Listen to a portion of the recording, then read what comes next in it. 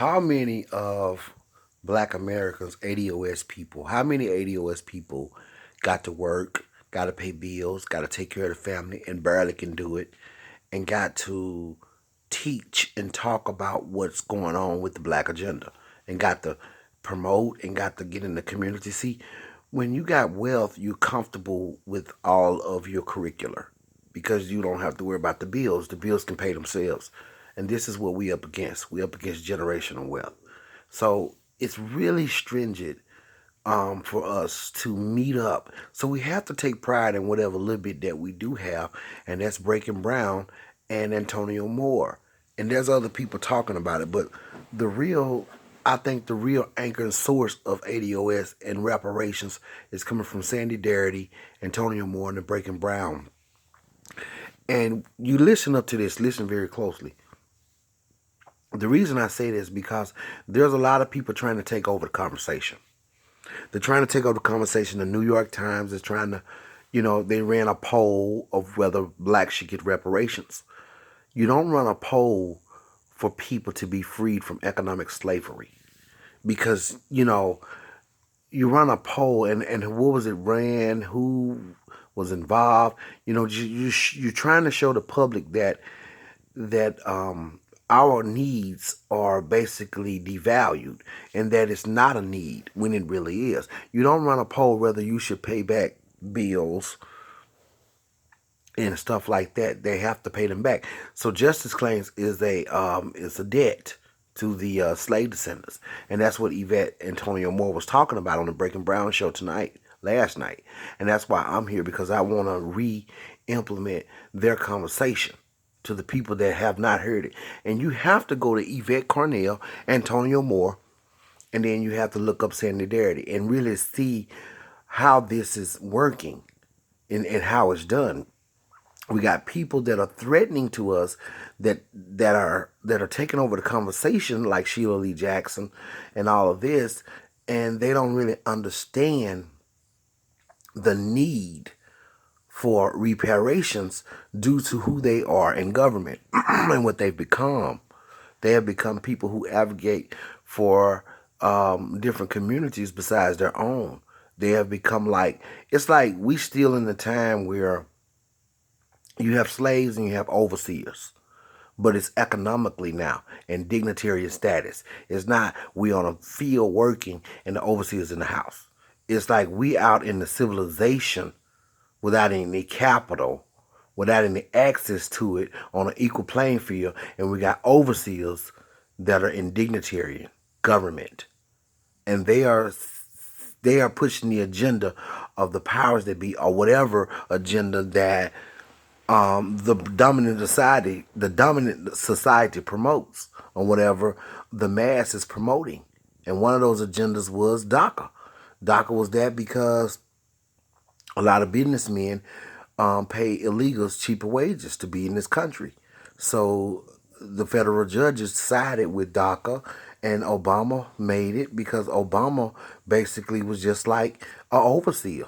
He went with whatever made him popular or he thought would make him popular, and that's DACA. He signed an executive order illegally for illegals to be safe and stuff in somebody else's home and getting tax dollars with a multi-billion-dollar organization that's going to be, if it continues, millions and millions of dollars going in it over our heads as people who have been left out of all of these plans and laws that they are training and they are changing for other groups. So we hear, and black people that are slave descendants that are in this country are busy trying to do this and that and trying to survive, literally trying to survive. And now we got to teach and talk and be, advocates for what we supposed to have and how we supposed to be. We're still at political war. We're like economically in slavery. And I don't think people really understand that. I mean, I think they see it and they talk about it, but they don't really have a real sense that you are actually that. And you have been you have been basically in feudalism, trapped in feudalism. It's been designed that you have no real wealthy lineage in terms of respect and history value in terms of the law. It has not been, you have not obtained it. It's a wealth gap. It's like a wealth gap, not a money gap, a wealth gap. But that also includes money. It's a gap where you don't have the access to have opportunity on an equal playing field so other people can actually exploit you. So now you do have to go to work so you get fired and got to do this because other people own companies where you got to be there. Or this going to happen, that's going to happen. You can't advocate for your community. You don't have no generational wealth or no wealth where as though it's a team sport where you're going to be okay. We got to go out here in these engines and promote the idea of this. Whether you're making $100,000 or $200,000, it's still a form of slavery economically. You have been bamboozled, denied, and neglected in terms of your inheritance and the things that make you access a life in the environment that you're living in. So what we're accessing is like a underclass, we're accessing bills. We're not really accessing any wealth or any power or any capital. We're accessing bills. We buy cars, we get bills. We buy houses, we go in apartments, we get bills. So we have to go to work.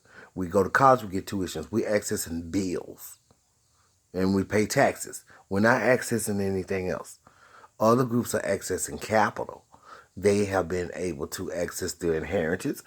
The Indians, the Jews, and so forth, the Japanese, they have been able to do that. We have not. That's the difference in them and us. The Latinos are accessing all kind of capital because they get loans from Wells Fargo. So these people are actually not just working, they're actually building. They're building their lives. They're actually accessing America. And we're not. We've been here for the longest. We've been here forever. We're anchored in it. And we're also anchored in it at a bottom feeder status as a unit. We have not accessed it in any capital. So if you as a black person making good money and you got a little small local capital and you think you've accessed some type of real wealth, well, you look at the government and it'll tell you something different. I'm just speaking to the ones that are considered to be overclass that are ADOS. You haven't accessed any capital, and it's not going to be about your money when you have not accessed capital. It's going to be about your choices. You can't do this, you can't do that like a slave because now you don't have any wealth. You don't have a team sport, and you don't have any capital. So that's what that's like.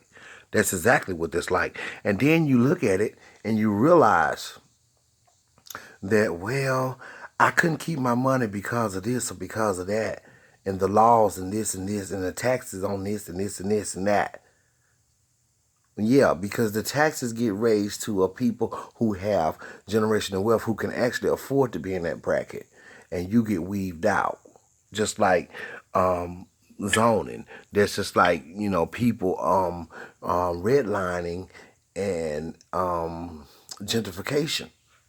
They raise the rent and make it bigger for other people. They can pay it. That's their salary. They can buy the homes. They have capital. And a lot of people who are buying them, they actually buy them to actually rent them out. So it comes down to you don't really have a choice about how you're going to be in the system in a free country. Other people do. That's what it comes down to. You're not really in a choice-making decision. You got to take what you can get. And those who have been let out have been. Let me correct that. Some of those black people, some of us who've been let out, we have been, but only to use as a pawn for them to point at that black person and say, they did it, she did it. It's not like a normal thing. It's not normalized for black people to have access to capital. Ever since the abolishment of slavery, and even during slavery especially, because you wouldn't even consider people, you would consider property. So by you being like a mule, we were like a mule of property. So that was money there. By you being like that, that gave them wealth. And then when you got let loose from physical form of slavery, so to speak, quote unquote, what happens is you walked into a society that you had to go under, and you had to go enslaved to just to eat and survive because you didn't have what the Constitution states, and that's reparations. That's your inheritance. That's what this is. And people acting like it's something to jiggle with and play with because you're working at a job. That tells us you don't really know how America really exists. We don't even know what it's like to be American necessarily. We have the patriotism in our heart. We know that this is the first world. We're the true Americans. We fought for the laws. We know that it can become great. But other people have took over the things that we fought for to get in effect. Also, because we have not been made whole. If we were made whole in terms of reparations and inheritance, a lot of these problems we would not have because we would have some authority. We would have some control. We would have some capital. We would have some comfortability where we can actually be people and not just be working and being squeezed to death and going to school, paying back college tuitions. And also, when we look at it, we're not getting anything that nobody else hasn't got. We're just the only one that have not got it. That's even the more scary part. Every other group is obtained what we're talking about, including the slave traders. Those were reparations they got during the Civil War when they lost their slaves. Okay? And every other group has gotten this. And now the Hispanics are working on it. You see what Alexandria Cortez asking for black and brown alliances, and then you got them gaining capital and getting DACA and protected in cities. That's like a form of reparations. That's reparations. Getting access to power, being protected even from the police. That's like a reparations on a certain level. That's protected class citizenship.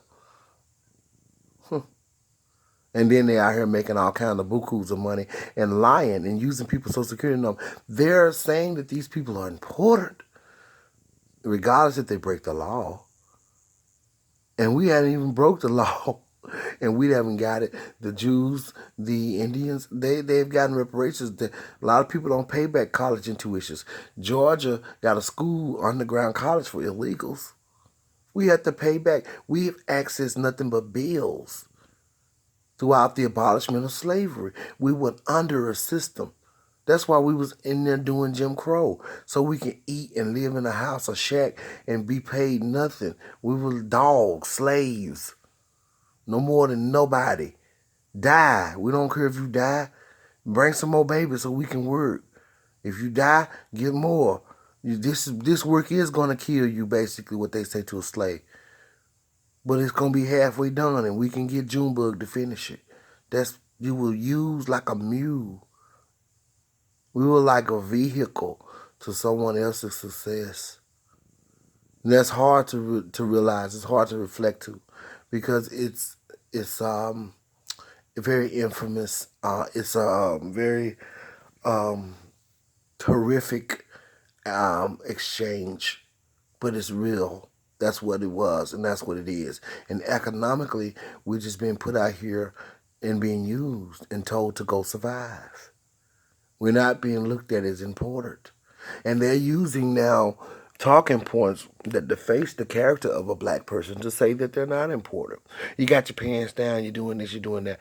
All of this is because we have not been fairly exchanged upon and treated right by the laws and the rights of the Constitution through the abolishment of slavery. We have not been made whole. Other groups have.